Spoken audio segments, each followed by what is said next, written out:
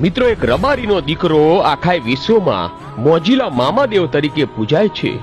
તો કોણ છે આ મામાદેવ અને કેવી રીતે આ મોજીલા મામાદેવ તરીકે પૂજાય છે અને આ મામાદેવની સાથે મચ્છુમાને કેમ જોડવામાં આવે છે અને મચ્છુ નામ કેવી રીતે પડ્યું, તો આવો જાણીએ આ મામાદેવના સંપૂર્ણ ઇતિહાસ વિશે. મિત્રો, એક ફૂટા નામનો ભરવાડ અને રૂડીમાં આ બંને જણા પોતાના માલ ઢોર અને ઘેટા બકરા લઈ એક ખેતરથી બીજા ખેતર અને એક ગામથી બીજા ગામ જ્યાં ચારો મળે ત્યાં રોકાય અને વળી પાછા હાલતા થાય. અને કહેવાય છે કે આમ ફરતા ફરતા એકવાર પાંચાળની ધરતી ઉપર આ ફૂટો ભરવાડ અને રૂડીમાં આવી પહોંચ્યા.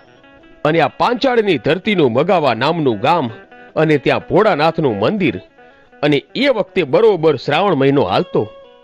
અને હવે આ બંને જણા મંદિરમાં રોકાણા અને પછી તો ગાયો દોઈ અને ફૂટા